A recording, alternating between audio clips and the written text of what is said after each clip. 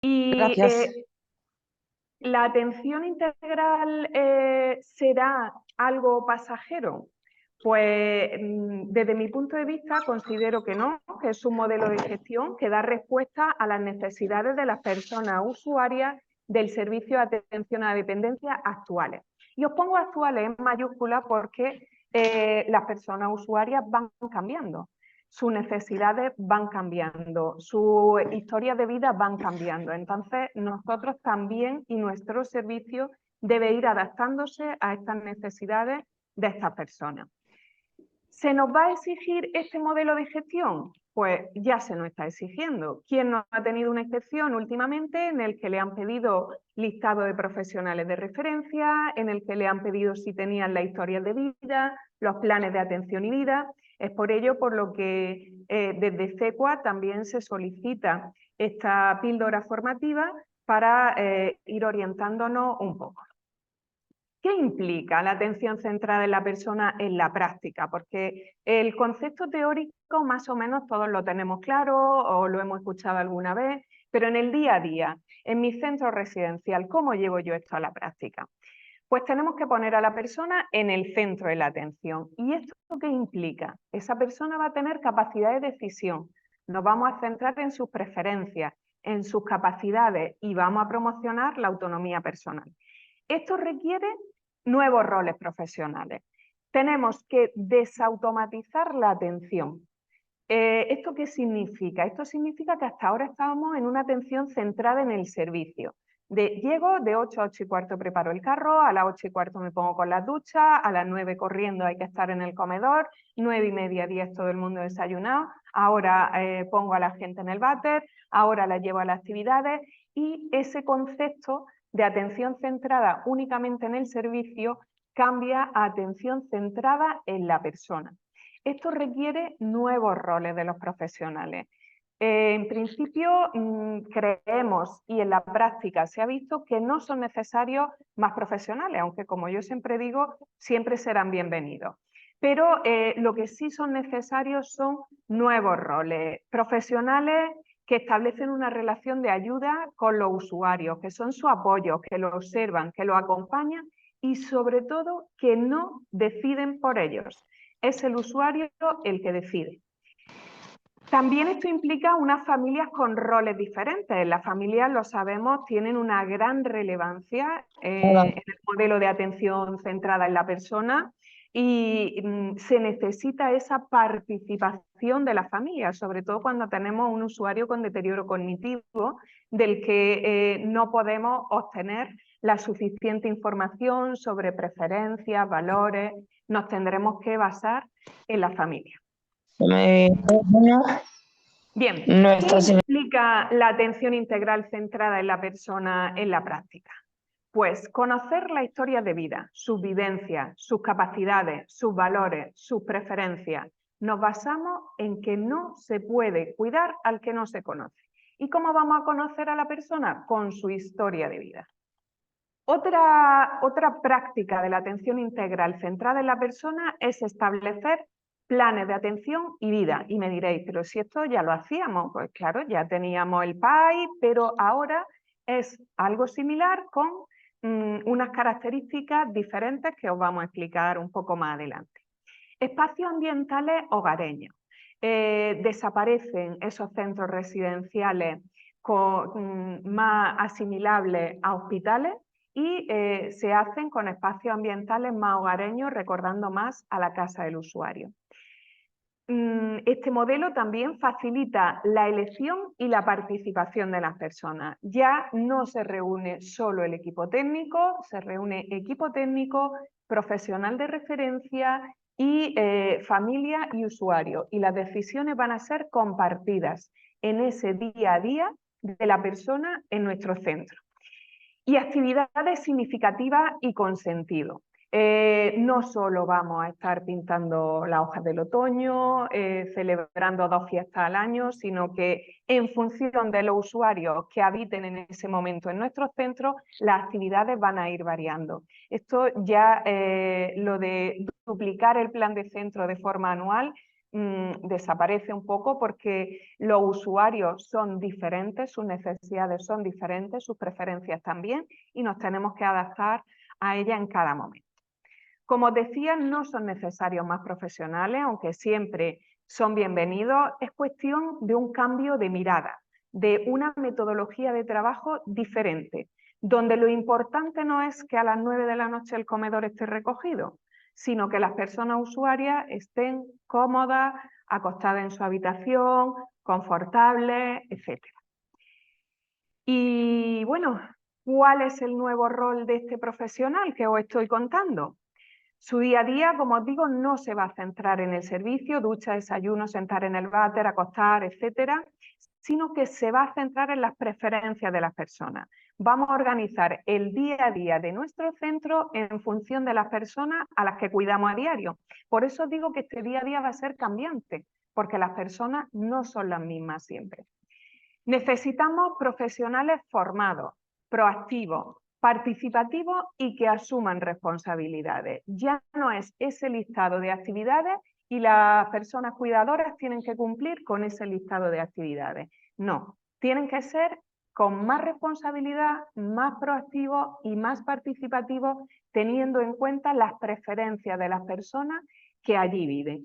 ¿Esto significa que van a desaparecer los protocolos? Ni mucho menos. Los protocolos son una forma de organizar, de saber cómo actuar en cada momento, pero ese protocolo lo vamos a individualizar con cada una de las personas que viven en nuestro centro. ¿Qué funciones tiene el profesional de referencia?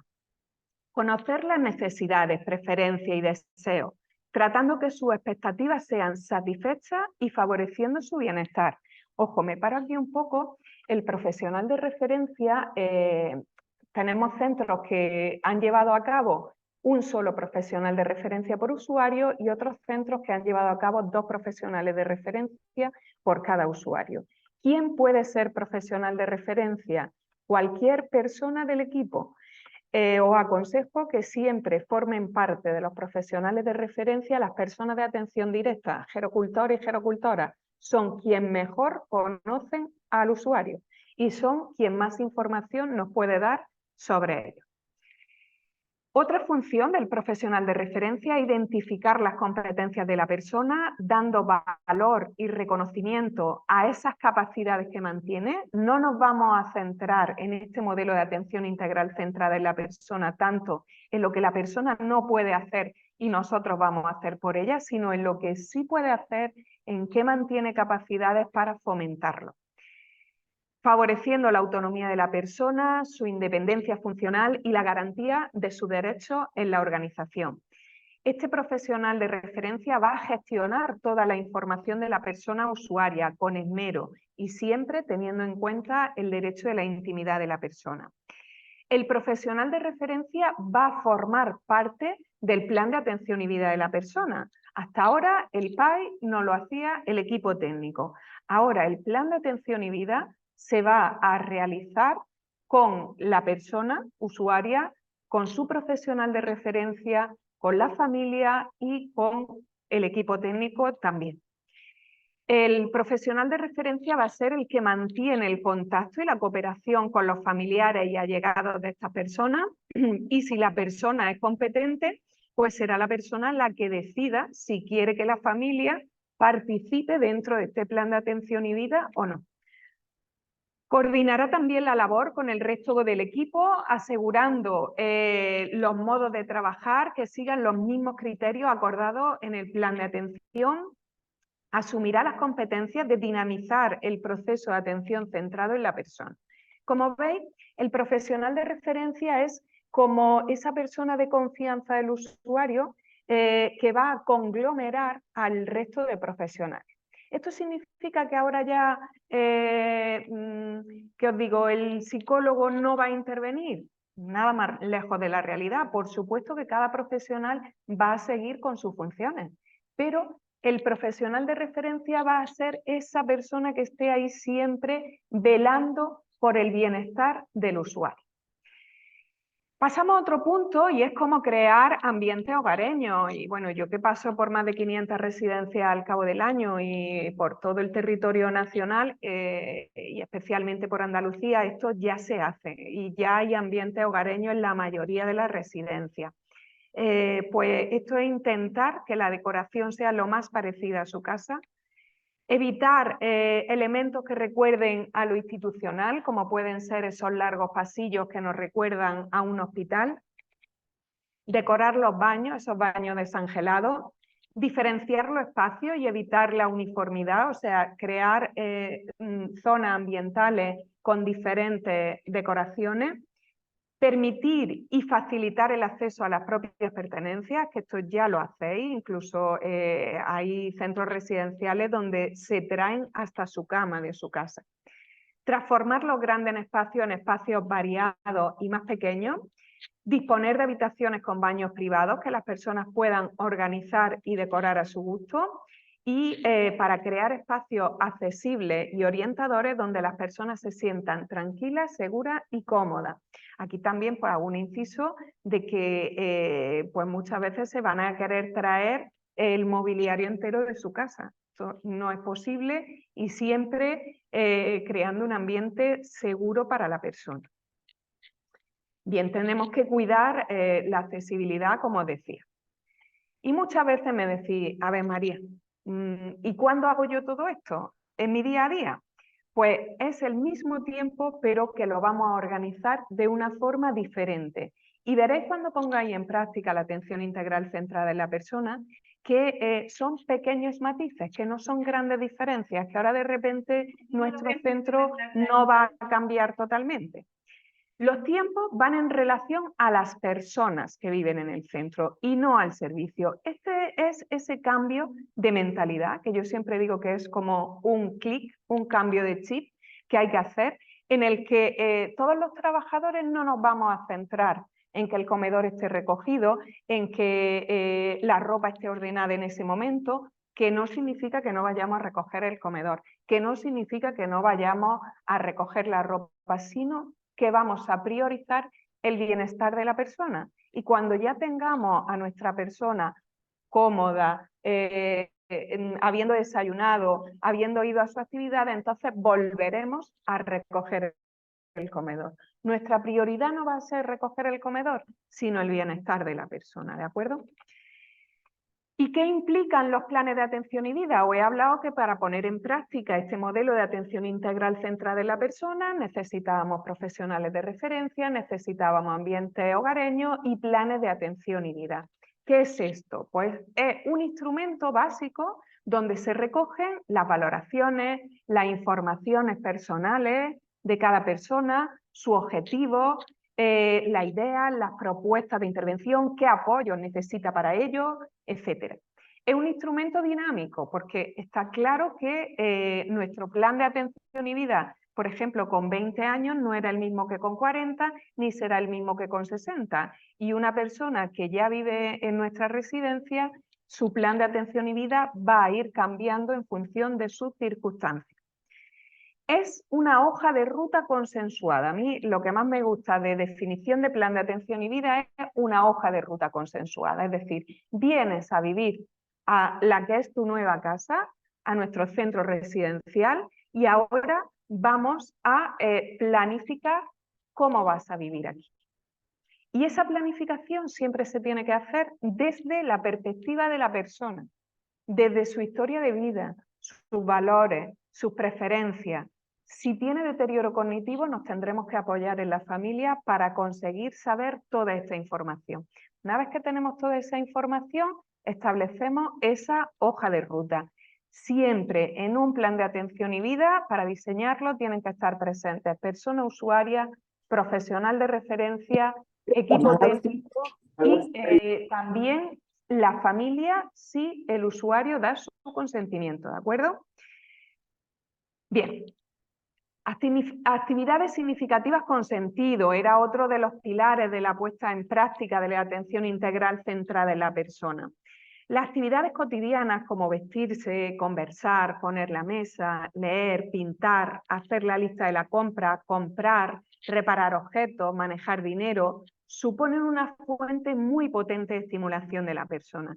¿Qué os quiero decir con esto? Pues que tenemos que hacer partícipe a las personas de las actividades que se llevan en el centro y de ese diseño de las actividades, para que sean todas con un sentido para ellas y que en la medida de lo posible fomenten la autonomía personal. Ya no es tanto vamos a hacer cine, bingo y pintar, sino vamos a ver qué quieren nuestros usuarios y en función de eso vamos a ir diseñando el plan de actividades para que tengan un sentido para ellos.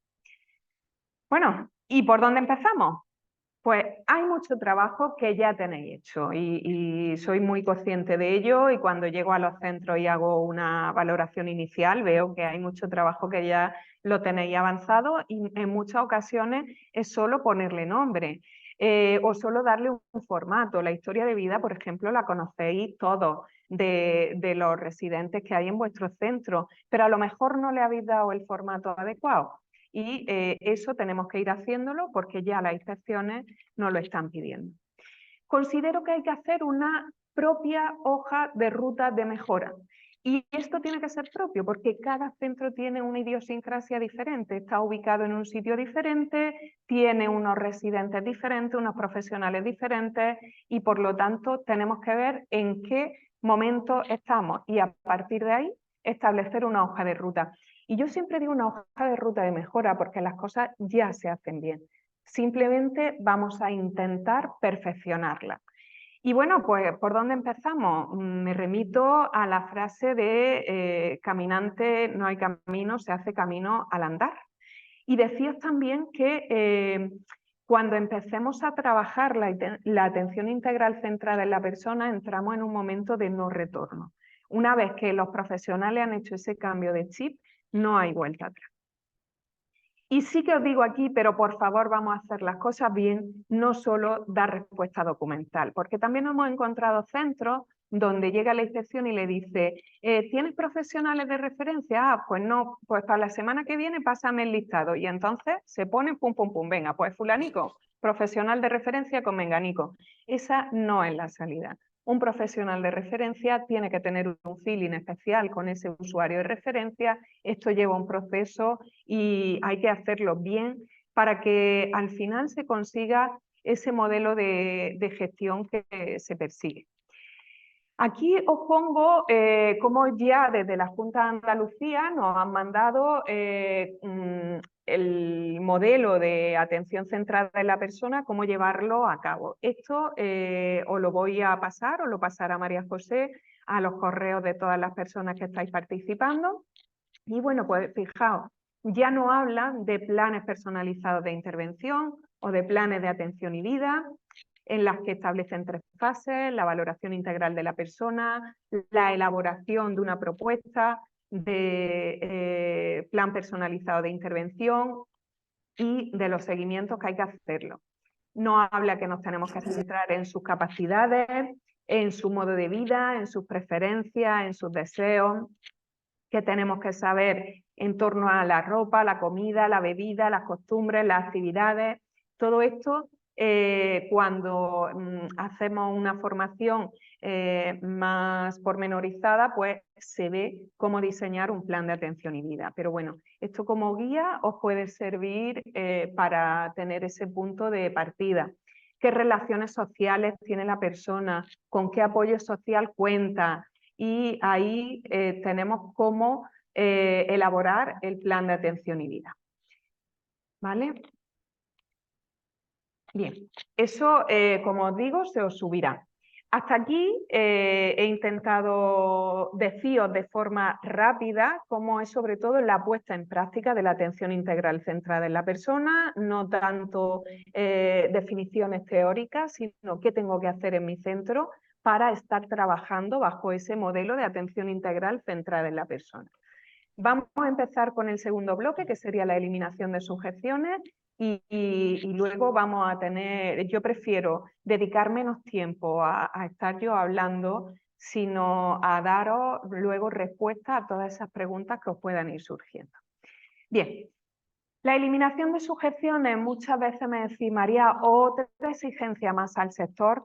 pues es una exigencia que ya estaba con anterioridad, pero sí que ahora pues se están poniendo las inspecciones más al día en este tema, y ahora veréis por qué. El marco legal, bueno, desde la Constitución ya existen artículos que nos hablan sobre las sujeciones, el derecho a la libertad, el derecho fundamental a la vida, en el ámbito penal también, en el ámbito civil también, en el ámbito sociosanitario también. No me voy a parar en deciros leyes porque muchas de ellas las conocéis, los que no las podréis consultar cuando pasemos esta presentación, ¿vale? Sí que me voy a detener un poco más porque alguien debe estar pensando, pero bueno, la Constitución está hace mucho tiempo y ahora es cuando las inspecciones se están metiendo en la eliminación de sujeciones. ¿Por qué pasa esto?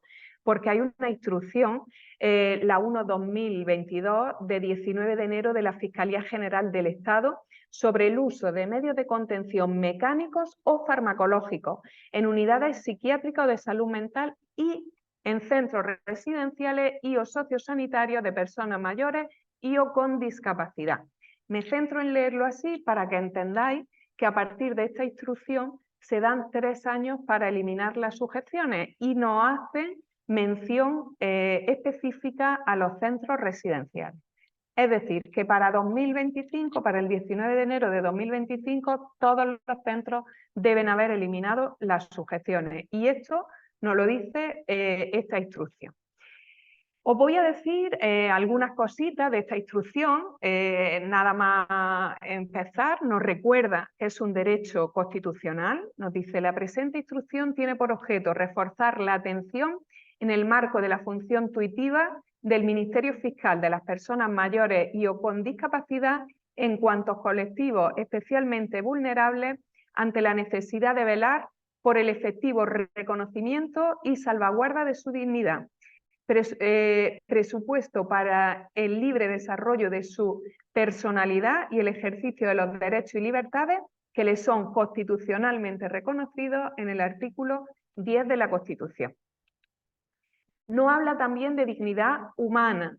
Nos dice: se trata de delimitar cuando este reconocimiento universal de la dignidad humana respecto de estos colectivos puede considerarse comprometido o limitado. O sea, nos está diciendo que si usamos sujeciones estamos comprometiendo la dignidad humana. Como veis, yo he hecho recortes literales de la ley. La eliminación de sujeciones considero que tiene que hacerse de forma consciente y delimitando riesgos, y así nos lo dice también esta instrucción. No habla de trato, entendido como un pacto de cuidados que no solo considera la salud o el riesgo de la persona, sino también la autonomía y las preferencias individuales como un bien a proteger. No habla de buen cuidado, asociando buen cuidado a la eliminación de sujeciones. ¿Implica más riesgo de caída la eliminación de sujeciones? Esto, por más formaciones que doy, es lo que siempre me encuentro. María, que como eliminemos las sujeciones, las personas se nos van a caer. Y si se nos caen, ¿qué hacemos? Hay numerosos estudios que nos dicen que no implica más caída la eliminación de sujeciones, pero hay que hacerlo bien. Es decir, no podemos llegar y decir, bueno, como hoy hemos visto en estos desayunos con CECUA que hay que eliminar las sujeciones, vamos a quitarlas todas de nuestro centro y ya. No. Esa persona lleva un tiempo sujeta, tenemos que ver qué hay que hacer para reforzar su autonomía, en qué circunstancias puede estar la persona más segura. Lo que no podemos es tener esas sujeciones que llevan años y años y años puestas. Las sujeciones no puede ser algo crónico. La sujeción, dentro de las indicaciones de sujeción, están su uso de forma aguda, no de forma crónica e ilimitada en el tiempo. O sea que tenemos que hacer nuestra propia hoja de ruta de cómo vamos a eliminar las sujeciones. Bueno, desde Europa también nos dicen que tenemos que mantener la seguridad de la persona estableciendo zonas seguras. Esta instrucción nos habla también de deshumanización si usamos las sujeciones. Nos dice: la sujeción y contenciones mecánicas pueden afectar directamente a derechos fundamentales de las personas con discapacidad, Por ello, solo deben contemplarse como medida excepcional. Ojo, medida excepcional. No podemos usar sujeciones de forma crónica como se venía haciendo. Bien, ¿y cómo definen ellos sujeción? Porque esto muchas veces también me lo decís, María, es que depende del inspector que venga, las sujeciones son una o son otras, ¿cómo lo hacemos? ¿Queremos un consenso? Pues yo siempre os aconsejo que os delimitéis en esta instrucción, que al final es por la que ellos también se tienen que regir. Pues entienden por sujeción la intencionada limitación de la espontánea expresión o comportamiento de una persona o de la libertad de sus movimientos o su actividad física o el normal acceso a cualquier parte de su cuerpo con cualquier método físico aplicado sobre ella. ¿Y qué se considera sujeción? Pues literalmente se incluyen barandillas de cama, la mesilla incorporada a la silla, dispositivos textiles, ropa o sábana ajustable a la cama, habitualmente con velcro, cierre o cremallera, que solo dejan libre una o varias partes del cuerpo. Incluso pueden actuar como contención las butacas o sillas bajas, reclinables, sillas de ruedas frenadas delante de una mesa. Es decir, la disposición del mobiliario si busca la restricción. Porque es que aquí ya muchas veces cuando nos ponemos a sacarle punta al lápiz, me decís, bueno María, entonces tampoco lo puedo poner en un sillón relax. Claro que lo puedes poner en un sillón relax, solo que si estás buscando que no se mueva, lo estás sujetando. Esos son los clics que tenemos que tener. Las barandillas, muchas veces me decís, pero si es que el usuario me las pide, pues ponlo dentro del plan de atención y vida. Entonces tú ya no estás poniendo esa barandilla con la intencionalidad de limitar, como aquí nos ponía en la diapositiva anterior, de limitar su movilidad. Tú estás poniendo esa sujeción, entre comillas sujeción, porque ya no lo es, a petición de la persona, porque la persona se siente más segura como una medida de agarre para por la noche darse la vuelta en la cama. Pero todo esto lo tenemos que justificar muy bien justificado. Os pasaremos también un modelo de prescripción de sujeciones. Recordad, las sujeciones tienen que estar pautadas por el médico, donde nos ponga qué tipo de sujeción usamos, donde ponga todos los riesgos que implica una sujeción y donde ponga la indicación. Y ojo, que no es una indicación de sujeción la prevención de caída. Todo lo contrario, es una contraindicación. Solo son indicaciones del uso de sujeciones cuando la vida del usuario corre peligro, cuando corre peligro la vida de otras personas a consecuencia del grado de agitación del usuario, o por ejemplo, cuando hay una persona con un deterioro cognitivo que se ha fracturado una cadera, que necesita reposo y que por su deterioro cognitivo no se va a estar quieto, pues por ese reposo de forma aguda, de forma un par de semanas, va a estar sujeto, ¿vale? Esas son las 3 únicas indicaciones de sujeción.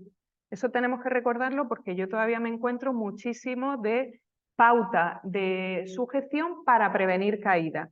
Y ojo que es una contraindicación del uso de sujeción. El consentimiento informado, justo lo que os estaba diciendo, tenemos que tenerlo firmado para ponerla y para quitarla, porque ahora nuestro chip va a ser eliminar sujeciones, pero no podemos quitar una sujeción si el médico no lo ha pautado, sin informar al usuario y sin informar a la familia. Bien. Y desde el punto de vista ético y desde el punto de vista legal, ya os digo que no hay otra alternativa. Por lo que cuanto antes integremos la eliminación de sujeciones en nuestro día a día, más rápido va a ir todo porque no hay alternativa, ya os digo, ni desde el punto de vista ético ni desde el punto de vista legal. Y bueno, muchas veces me decís, María, ayuda, ¿alguna ayuda para eliminar las sujeciones? Pues mirar, sobre todas las cosas, la principal ayuda es querer. Querer eliminar las sujeciones, querer hacerlo de forma segura. ¿Y hay instrumentos de apoyo? Pues sí, como veis en esta diapositiva, tenemos la cama ultra baja, tenemos también los cojines, Las cuñas antideslizamiento, como esta aquí rosita, para esas personas que se nos resbalan en la silla y que muchas veces le tenemos un cinturón abdominopélvico para que no se nos vayan resbalando en la silla. A veces la cuña antideslizamiento no funciona o no funciona el cojín anatómico, o muchas veces, pues imaginaos, una ELA en la que la persona es que tiene un deterioro neuromuscular, es que sí o sí se va a ir cayendo por su propia enfermedad. Pues para no tenerla sujeta podemos ponerle un protector de cadera para que esas caídas sean lo menos traumáticas posible. Decía en cuanto a la eliminación de barandilla que no se considera sujeción la barandilla de 90 centímetros. Sí se considera sujeción la que coge todo el lado de la cama. Ojo, muchas veces también quitáis la barandilla y pegáis la cama a la pared. Pegar la cama a la pared también se considera una sujeción, ¿vale? Me reitero en esto de que justifiquéis bien aquellas sujeciones que se deban usar y que lo hablemos con inspección y las saquemos del listado de sujeciones. Me he encontrado, por ejemplo, en un centro en Asturias donde hay un señor que tiene las dos piernas cortadas y él es totalmente autónomo en su silla de ruedas y lleva un peto que lo tenían contemplado como una sujeción, pero claro, ese peto no es una sujeción. Su objetivo no es limitarle el movimiento, su objetivo es una corrección postural, su objetivo es que el hombre no se caiga hacia adelante. Entonces, cuando no perseguimos limitar la movilidad de la persona, tenemos que justificarlo muy bien, establecerlo muy bien en el plan de atención y vida de la persona y, por supuesto, eso no se va a considerar una sujeción. He intentado ir lo más rápido posible para dar más tiempo a lo que creo que se merece y es a esa ronda de preguntas. Os agradezco enormemente vuestra atención y bueno, aquí os dejo mis datos, aunque a través de María José podéis hacer consultas de lo que consideréis. Voy a dejar de compartir. Y bueno, mi compañera que ha estado dando soporte nos va a ir diciendo aquellas preguntas que haya habido y voy a intentar dar respuesta. Elisa, dinos qué preguntas tenemos. Hola María, de momento no hay ninguna pregunta, nadie ha preguntado nada. Venga, pues, si alguien se anima, que abra micrófono, si María José tiene alguna. No, yo iba a bueno, yo también tengo preguntas, pero me las voy a dejar para al final si veo que aquí no hay muchas, que lo dudo. Lo que sí iba a decir es que si vais en grupo, como ya habéis escrito algunas, casi es más fácil que abráis el micrófono para intervenir Claro. y hagáis preguntas por el micrófono. Así que adelante, sin miedo. Esto hay que aprovechar. Hola, buenas, ¿me escucháis? Sí. Bueno, mira, soy Lidia, soy de San Cristóbal. Decirte que me ha encantado. Me alegro, muchas gracias. Me ha encantado. Y duda, la verdad es que no tengo ninguna. Que vamos, nosotros vamos en esa línea, que es que lo que hay, que le he hecho una foto a tu presentación, la última parte, de decir que no hay otra alternativa. No hay otra alternativa. Y ¿podríamos de alguna manera tener acceso a la presentación que ha hecho? Sí, la presentación os la va a enviar María José a todos, va a enviar la presentación, esas recomendaciones que ha dado la Junta de Andalucía y también la prescripción de sujeciones, para que si en algún momento tenéis alguna, que lo hagáis bien, con las indicaciones correctas, indicando los riesgos, etc. Hola María, buenos días. Buenos días. Me ha gustado todo, la reunión y todo. Me alegro. Aquí desde Baza. Muy bien, Silvia, dinos tu Venga. pregunta. Todo bien, todo se llevará a cabo en su debido tiempo. Muy bien, Silvia, muy buena reflexión en su debido tiempo. Las sujeciones hay que eliminarlas, pero hay que establecer un plan de Poquito acción, a poco. hay que Sí. hacerlo poquito a poco y hay que hacerlo de forma consciente, Sí. evitando riesgos, haciendo las zonas más seguras, pero sobre todas las cosas, ese cambio de chip que, por ejemplo, Sí. en Baza ya habéis hecho y que Sí, me encanta sí, sí. que estéis centros, que ya estéis proactivos en cuanto a este concepto. Muchas Sí, ya hemos gracias, empezado Silvia. poquito a poco. Muy Pero bien. lo mismo hoy pueden estar de un día los usuarios y mañana pueden estar de otra. Entonces, pues poco a poco Claro. ahí llegar, pues conforme ellos no lo vayan adecuando. Fenomenal. Gracias, Silvia, por tu Venga, un intervención. saludo. Adiós. María, hay una pregunta de David en el chat. Sí. A ver, que la lea. Tiene su interés. Elisa, ¿me la localiza? Sí, te la leo yo ahora mismo. Sí. David nos dice, hola, nosotros estamos trabajando en ello y el mayor problema que estamos teniendo son las familias, que algunas quieren dar su consentimiento para quitarla. No quieren dar su consentimiento, perdón. Sí, esa es una problemática y es muy buena pregunta. Es una problemática que os encontráis en muchos centros. Tenemos que ser conscientes también que no hace tanto tiempo éramos nosotros mismos los que llamábamos a la familia y le decíamos, mira, que es que hemos pensado que a tu madre le vamos a poner un cinturón porque es lo mejor para ella, para evitar caídas, para evitar riesgos. Y ahora, 2, 3 años después, le decimos la información contraria. Ese hándicap tenemos que tenerlo en cuenta, ¿vale? Pero es verdad que los estudios han avanzado, que la legislación ha avanzado y que nuestro modelo de atención ha cambiado. Ese es uno de los pilares que tenemos que hacerle ver a la familia. Os digo que en la mayoría de los casos se solventa cuando se habla con la familia, cuando se le explica que es algo que se va a hacer de forma paulatina, siempre teniendo en cuenta la seguridad de su familiar, cuando le explicamos también los riesgos que conlleva una sujeción, porque una sujeción conlleva como extremo último el riesgo de muerte por un tromboembolismo pulmonar, por ejemplo. En la mayoría de las ocasiones, las familias con esta explicación lo entienden y firman la eliminación de las sujeciones. Pero en aquellas familias en las que os dice, pues bajo vuestra responsabilidad, como mi madre se caiga, os voy a denunciar, tal, y que hay esa negatividad, ¿qué os aconsejo yo y qué se está haciendo ya? Pues que hagamos un informe multidisciplinar y que se envíe a Fiscalía. Un informe en el que todos los compañeros de la residencia, desde todas las disciplinas, aconsejamos esa eliminación de sujeciones, haciendo referencia, por supuesto, a la ley, haciendo referencia al bienestar de la persona, hacer referencia mucho a cómo se siente la persona cuando está sujeta, cuáles son sus limitaciones, cuáles son los riesgos de esta sujeción y lo enviáis a Fiscalía. Y mientras tanto mantenemos la sujeción. Lo enviamos a Fiscalía de forma urgente para que Fiscalía nos dé respuesta ante la eliminación o no eliminación de esta sujeción.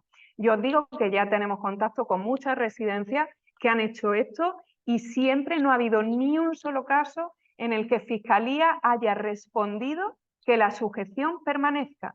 Siempre han dado el apoyo a la eliminación de sujeciones, porque tenemos una ley que así lo dice y es una ley de Fiscalía. Entonces tenemos que ser conscientes de ello y sí que os aconsejo, pues bueno, que es algo que está cambiando y que lo hagáis siempre cubriendo vuestras espaldas, como en este caso con un informe a Fiscalía. ¿Alguna otra pregunta? Sí, María. Hola, María. ¿Y Fiscalía es rápida dando esta respuesta? Normalmente sí. Normalmente es rápida. Os aconsejo que la metáis de forma urgente y normalmente en 1 o 2 semanas tenéis esa respuesta. Hola, María. Hola, Belén. ¿Qué pasa? Bueno, ya sabes, soy Belén de Grupo El Yate. Mira, comentarte que hay una cosa que me llama la atención, Sí. y es que cuando se habla de sujeciones se hablan tanto de las físicas como las farmacológicas. Pero después cuando se tienen las inspecciones, el inspector siempre hace referencia a la física. Sí, Te pregunta todavía el no. número y ya está, tienes que tener menos sujeciones que el año anterior. Pero con la farmacológica no preguntan nada. Así es, Belén. En la experiencia que tenemos con todas las residencias no preguntan nada. ¿Por qué? Porque para ellos, en el fondo, también esto es algo muy nuevo. Nosotros día a día estamos en contacto con la terminología de sujeciones, indicaciones, contraindicaciones, con todo el equipo sanitario, con todo el equipo de profesionales, pero ellos no.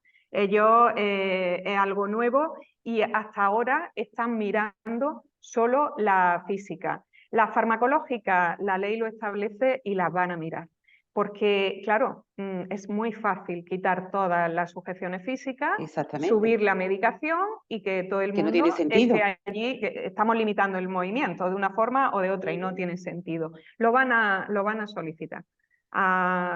Yo creo que han empezado por la física y seguirán por la farmacológica. Pero sí que Vale, tienes estupendo. razón que actualmente no la están solicitando, como actualmente también está siendo mucho más permisivos con las barandillas y están centrándose en el otro tipo de sujeciones y no tanto en las barandillas, pero estos son como fases que ellos tienen pautadas. Una vez que pase la fase de la eliminación de las sujeciones físicas, empezarán a meterse con las farmacológicas, por lo que os aconsejo que ya vayáis teniendo ese registro de sujeción farmacológica como tal. Vale. Muy buena pregunta, gracias Belén. Enhorabuena, que me ha gustado mucho. Gracias. María, perdona, en el chat Dime. también nos escriben desde Residencia de Usera y nos Ajá. preguntan que la duda que queríamos plantear es respecto a las contenciones químicas, ya que no tenemos claro cuándo se considera sujeción, ya que muchas veces forma parte del plan farmacológico. Y en la Es línea con lo complicado. planteado con las familias, desde nuestro centro creemos que es muy importante que el personal auxiliar reciba este tipo de formación, ya que hay mucho escepticismo respecto a la eliminación de sujeciones. Gracias. Muchas gracias, Elisa. Totalmente de acuerdo. El equipo de auxiliares es el más escéptico. ¿Por qué? Porque es el que más teme a las caídas y de verdad muchas de las formaciones las dedicamos a convencer, entre comillas, a los auxiliares de que no se van a caer más, pero que sí que necesitan estar en una zona donde los tengamos bajo nuestra vigilancia, porque hasta ahora también ¿qué ha pasado? Que las personas estaban sujetas, estaban en una habitación y podíamos estar sin que hubiera ningún auxiliar viendo y estando vigilante con estas personas.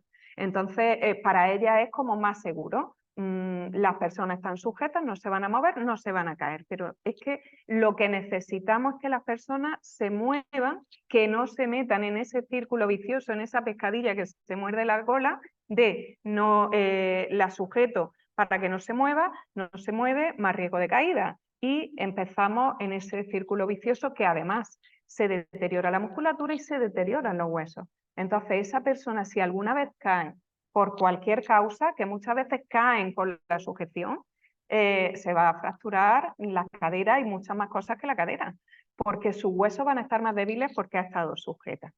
En cuanto a lo que nos decías de las sujeciones farmacológicas, es verdad que el límite entre la medicación que tiene pautada, pues por su deterioro cognitivo, por su medicación que tiene por un deterioro en el patrón del sueño, delimitar la que es sujeción de la que no lo es difícil. Pero yo siempre os digo que apeléis al sentido común.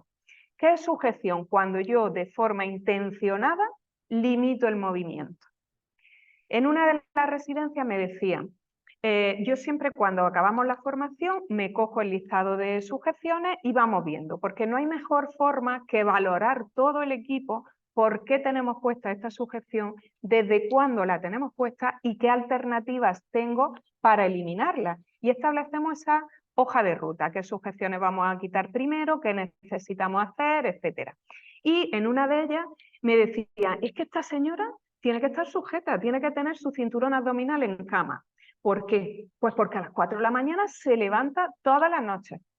Todas las noches se levanta a las 4 de la mañana. Pregunta, ¿a qué hora se acuesta esta señora? A las 8 de la tarde. ¿Toma medicación para dormir? Sí. Se le dio su pastillica para dormir a las 8 de la tarde y a las 4 de la mañana la mujer está harta de dormir. Ha dormido sus 8 horas y la mujer se quiere levantar porque ha cumplido ya su patrón del sueño. Entonces, si yo a esa hora, la mujer tiene su pastilla para dormir, para facilitarle el sueño, pero si yo a las 4 de la mañana le doy otra pastilla para dormir, para que se duerma, ahí es sujeción, porque ahí estoy intentando limitar el movimiento. La que le di a las 8 de la tarde era para facilitar su descanso y su patrón del sueño. Entonces, un poco no es la medicación en sí, sino la intencionalidad de esa medicación. Lo que tenemos que ver. Cuando yo lo hago para limitar el movimiento es cuando es una sujeción, que hay estado de agitación, que hay demencias que la precisan y la tienen pero tenemos que tener siempre ese límite y ese sentido común de cuándo lo hago con la intencionalidad de sujetar, de limitar su movimiento, y cuándo lo hago con la intencionalidad del bienestar de la persona. Una persona que está agitada, que está nerviosa y que tiene un Risperdal si precisa, pues se lo doy. Ahora, le doy la dosis que conlleva que la persona esté tranquila y con bienestar, no que esté caos. Que muchas veces, bueno, 3 gotillas de haloperidol, pues ya van 5, pues ya van 10. Y también tenemos que tener muy en cuenta que hay un deterioro multiorgánico de la persona mayor y que esto conlleva que la medicación se acumule. Y muchas veces esa medicación que se elimina por riñón, que se elimina por hígado, se nos ha acumulado en el organismo y llega un momento en el que la persona la dejamos totalmente caos, cuando esa medicación se acumula. Por ser escueta y responder a tu pregunta, el límite muchas veces ni los médicos, ellos mismos dudan de lo que es sujeción y lo que no es sujeción. Está claro que tenemos una pauta de medicación que tiene de forma habitual la persona, y esa medicación, aunque sea medicación que haga que la persona esté un poco más tranquila, no se considera sujeción farmacológica. Se puede considerar sujeción farmacológica cuando es esa medicación de si precisa, si está agitada. ¿Y dónde está el punto entre sujeción o no sujeción? Cuando yo ya lo hago con la intención, doy esa medicación con la intención de limitar su movilidad, no del bienestar de la persona y de su tranquilidad. No sé si te he respondido. Si veis que no, abrid micrófono y me volvéis a decir, por favor.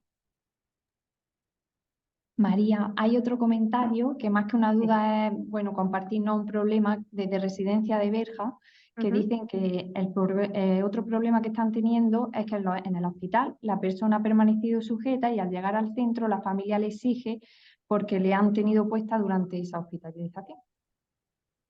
Desafortunadamente, como veis, nos han hecho esta instrucción a los centros residenciales, pero en hospitales solo se han metido en unidades psiquiátricas. Me encantaría deciros que eso no pasa en los hospitales, pero sí pasa. Desafortunadamente pasa con mayores. En cuanto se agitan, los sujetan. Sujeciones farmacológicas también. Y bueno, en temas de discapacidad yo he visto atrocidades como personas con discapacidad ingreso COVID, y para evitar el riesgo de que se salga de la habitación, tenerlo sujeto de pies, de manos, abdominal. Entonces yo animo a que denunciéis todo esto, a que denunciéis que vosotros tenéis un plan de atención de vida, una historia de vida de esa persona, de que vosotros los tenéis entre algodones y que cuando van al hospital no pueden pasar esas cosas. Que estamos de acuerdo que la persona se desorienta, pero hay otra forma de trabajar la desorientación que no sea sujetándola. Y siempre, yo trabajo en hospital y siempre digo lo mismo, llamar a la residencia. Vamos a preguntar qué hacen allí cuando la persona se agita. Porque a veces es que le apaguen la luz de la habitación, a veces pues que necesitan más silencio, o a veces, en fin, conocer a la persona. Que esa persona que ha venido aquí al hospital una semana lleva años en una residencia y ellos saben muchísimo más de la persona y saben cómo manejarla muchísimo mejor que nosotros. Os digo que en contraposición hay otras realidades, como por ejemplo hace poco me contaban en una residencia un señor que estaba con una fractura de cadera ingresado en el hospital. Llaman desde la residencia para ver cómo está y le dicen en el hospital, pues que está muy agitado, es que no lo hemos podido operar. Y entonces desde la residencia dan las pautas, mira, nosotros aquí cuando se agita hacemos esto. Bueno, en el hospital sorprendentemente dicen, ostras, pues tienen razón, siguen las pautas de la residencia, operan a la persona y al siguiente día de estar operada llaman a la residencia, os importa que le demos el alta de forma precoz, porque estamos convencidos de que vosotros los vais a cuidar mejor allí. Al final ese chip tenemos que ir cambiándolo entre todos y tenemos que denunciar eso. Que no puede ser que nosotros estemos velando por su bienestar, por su eliminación de sujeciones, y que ahora llegue al hospital, hagáis todo lo contrario y convenzáis a la familia de que eso es lo mejor.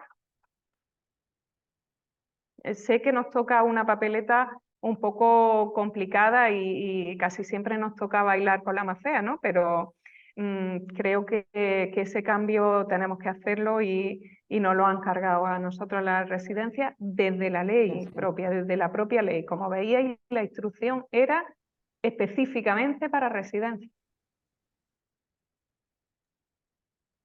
María, hay otra duda que nos plantean, que es que le surge con respecto a los pijamas fantasmas, cuando se pautan para evitar manipulación de heces y por tanto dar mayor bienestar a la persona, ¿se consideraría sujeción o no en ese caso?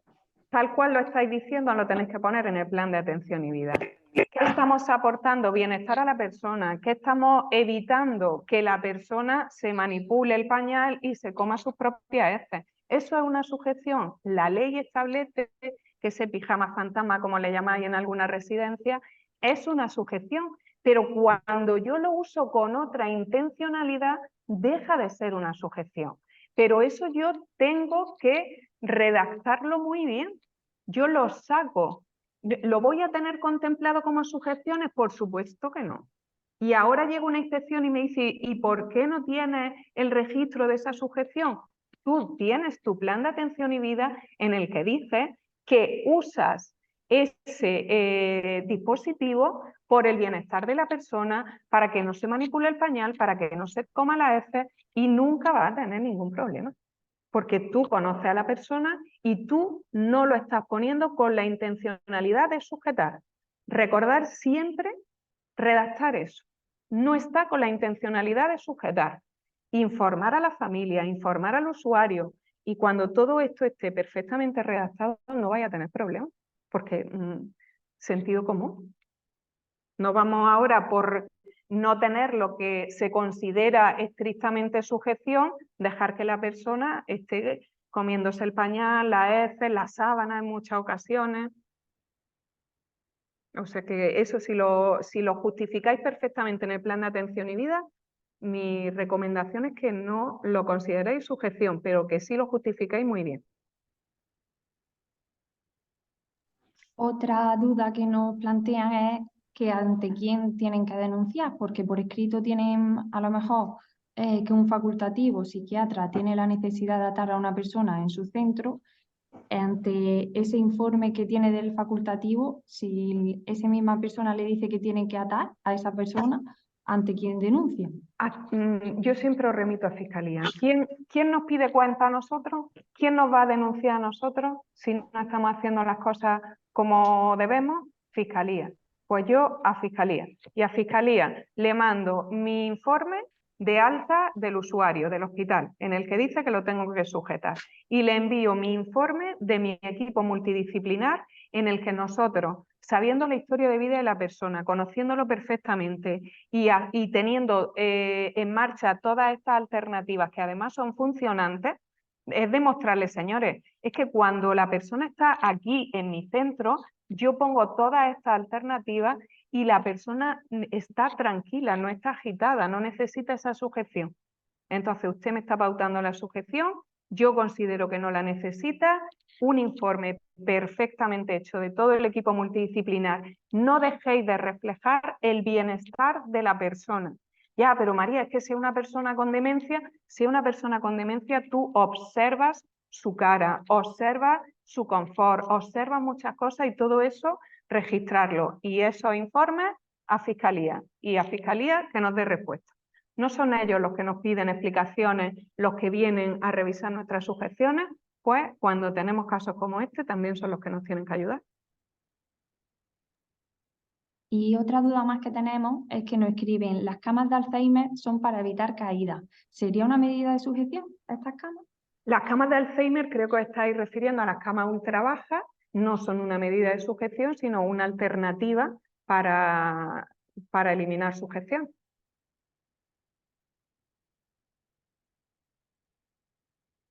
¿Alguna pregunta más en el chat, Elisa?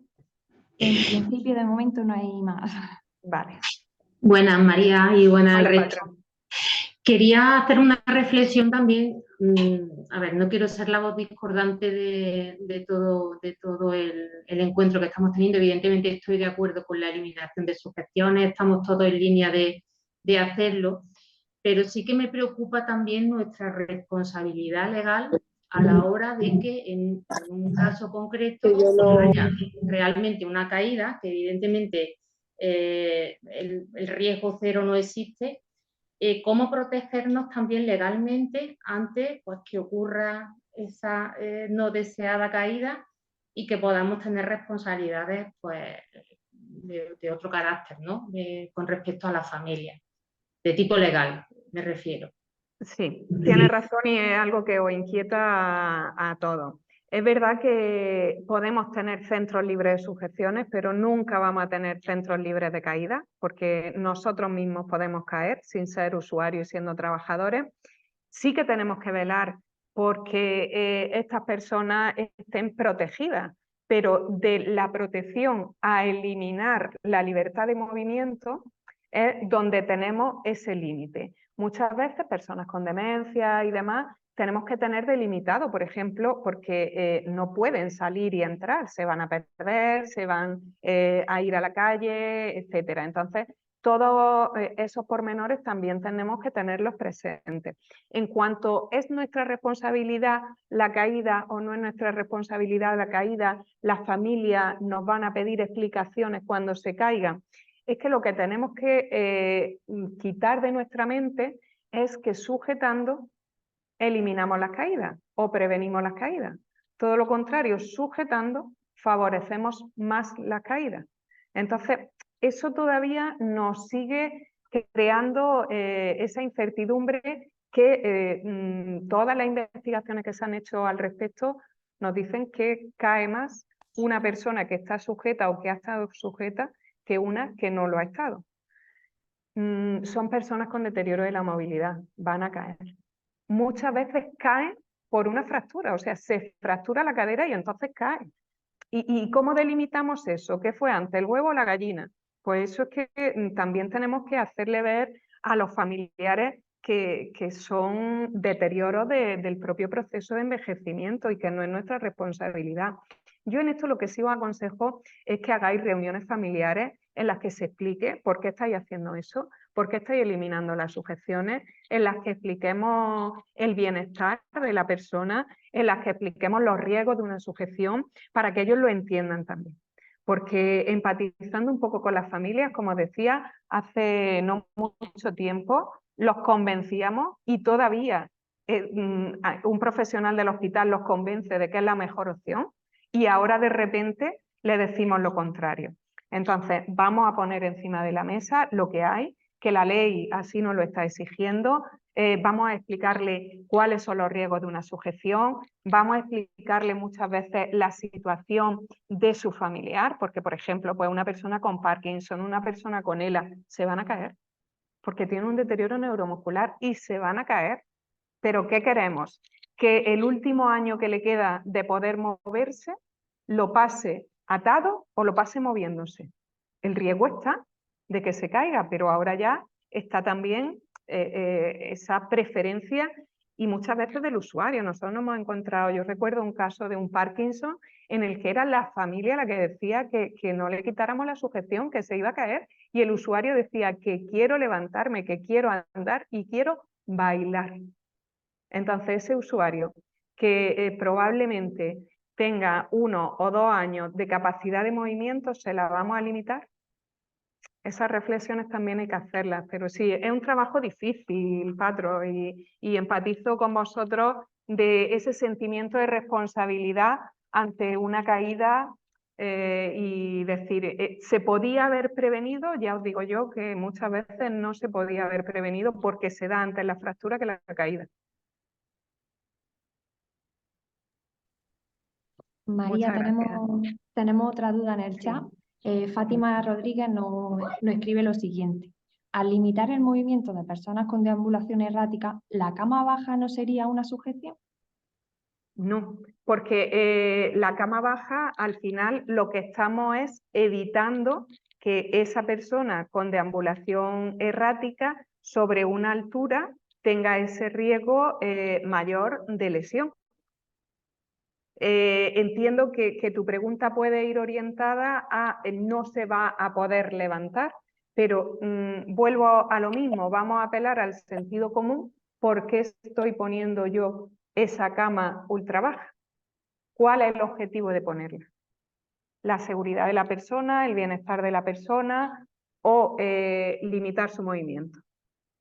Muchas veces no es en sí el medio que uso, sino cuándo lo uso y por qué lo uso.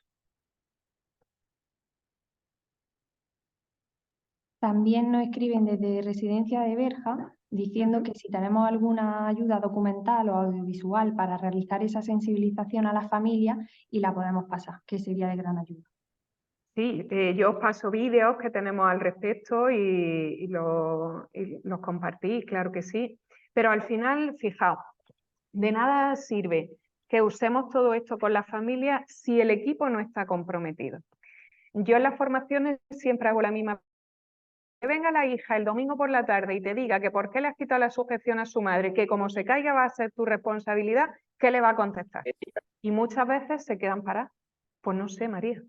Claro, tú tienes que estar convencida de que esa es la mejor opción. Si tú no estás convencida, al final se le puede dar desde dirección, charla a la familia, se puede trabajar, pero si luego, cuando viene el domingo por la tarde, la familia a visitar al usuario, alguien le dice, pues yo opino lo mismo, es que no sé por qué le han quitado la sujeción, como se caiga tú verás, pues ya al traste toda nuestra planificación, toda nuestra hoja de ruta, etcétera.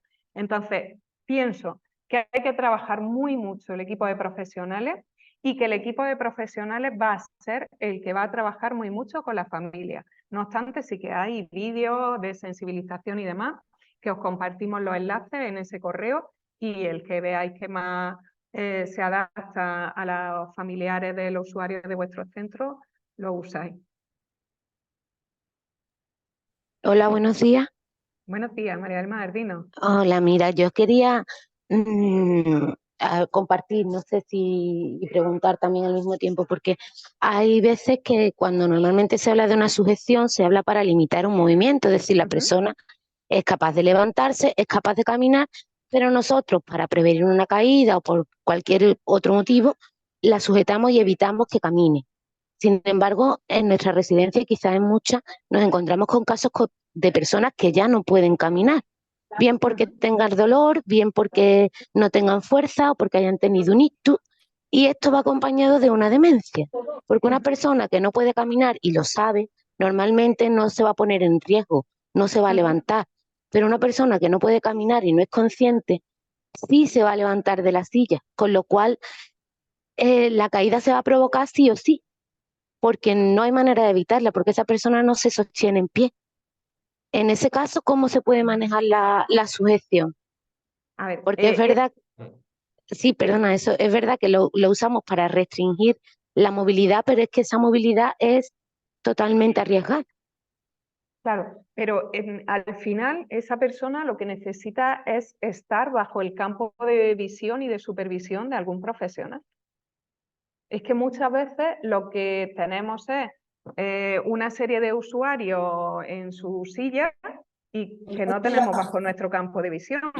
Entonces, hay que tenerlo, en ese caso, por ejemplo, pues en determinados momentos tendrá que estar en su sillón relax o se le acostará o se trabajarán otro tipo de alternativa a la sujeción, pero sobre todo, pues tiene que estar vigilada. Os pongo En un ejemplo. nuestro, Sí, dime. en nuestro caso sí es verdad que están todos en una salita, no se dejan en las habitaciones, con un auxiliar que los está vigilando constantemente, pero claro, son a lo mejor 30 personas con un auxiliar que mientras estás con uno, el otro se te levanta. Pues al final es buscar la alternativa menos agresiva.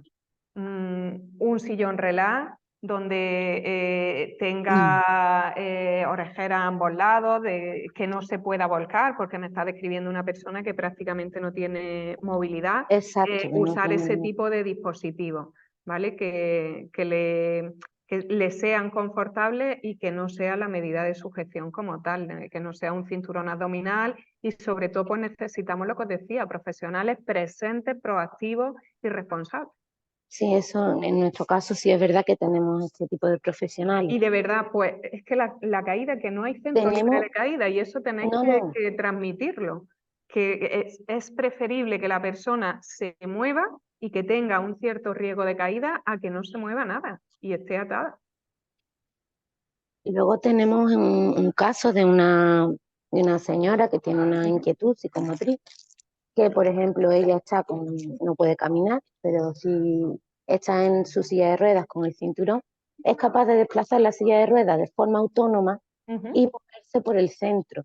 Sin embargo, si le quitamos el cinturón y la ponemos en un sillón o en una butaca, no estamos, o sea, me parece como, es mejor para ella tener un cinturón que le impida ponerse de pie y que pueda deambular libremente o trasladarse libremente por el centro y no Vale. restringir el movimiento, aunque Entiendo sea de que los brazos. que ahí el objetivo es medida de corrección postural para favorecer la autonomía. Hombre, ¿Vale? el objetivo es que tenga más autonomía. Claro, es un poco lo que yo decía con el señor de las piernas cortadas. Entonces, al final, lo que no podemos es tener la sujeción todo el día. En este caso, esa señora, cuando está por la residencia durante el día para promocionar su autonomía, vemos que es más conveniente que vaya con un cinturón para facilitar el libre movimiento, todo eso establecido en un plan de atención y vida, consensuado con la familia, y en este caso creo que por lo que me dices con la persona no puede ser consensuado por su deterioro cognitivo, pero si pudiera serlo consensuado también con la persona y siempre muy bien explicado, no se consideraría una sujeción, pero me reitero, tenemos que explicarlo muy bien y todo el equipo tiene que ser consciente de que esa medida, en este caso no de sujeción, sino de corrección postural, se va a usar solo en ese momento y con la intencionalidad de mejorar la posición de la persona, no con la intencionalidad de sujetar. Vale, muchas gracias. A ti, María del Mar. María, otra duda que tenemos en chat es en cuanto a las pulseras de control de errantes, se considera una medida de sujeción para las inspecciones, pero se nos plantea la misma duda que es una medida de seguridad y lo que limitamos es el espacio por el que puede moverse. Esto tenemos que justificárselo muy mucho a las inspecciones, que no es una medida de sujeción, sino una medida de seguridad. No estáis sujetando a la persona. Estáis sabiendo por su seguridad dónde está, pero no estáis limitando el movimiento con la pulsera. O sea, es que es verdad que en esto también las inspecciones tienen mucho que aprender y mucho que desarrollar el sentido común. Es que no estás limitando el movimiento de la persona. Por una pulsera no estás limitando el movimiento, al contrario, lo que estás es queriendo saber dónde está la persona en cada momento, porque existe riesgo de fuga por su deterioro cognitivo y demás. Yo personalmente apelaría a la inspección a que eso no es una medida de sujeción. No viene recogida como tal en la instrucción que hemos visto, ¿eh?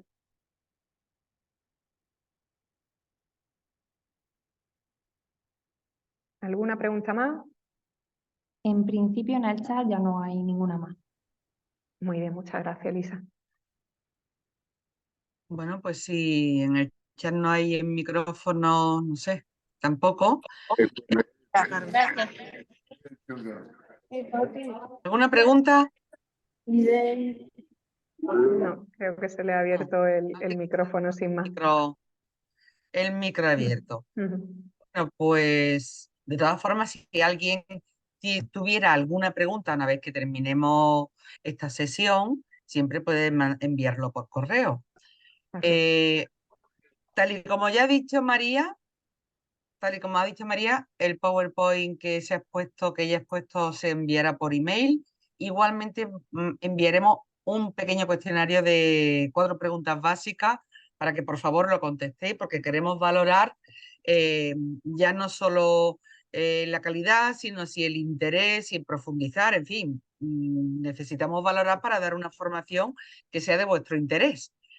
Y por último, deciros que también a todos los correos de las personas que habéis asistido, también Sasa Formación, la empresa de formación de María Salmerón, irá contactando con vosotros para hacer su propio chequeo y también para ver la oportunidad de tener que profundizar en algunos aspectos, que por lo que veo es importante, necesario y ha generado muchísima inquietud.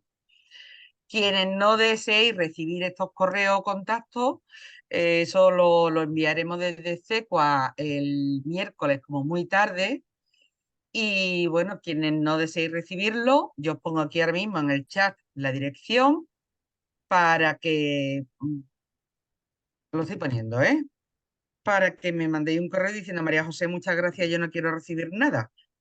Pero en principio damos por hecho que sí, lógicamente, por el interés que ha producido esta sesión. Agradeceros También, a todos. perdona que te interrumpa, María José, en esos correos, si va habiendo modificaciones, novedades, pues os lo iremos comentando, que bueno, que siempre sabéis que la legislación va cambiando y que va habiendo cosas nuevas, os lo iremos comentando a través de esos correos. Mejor imposible.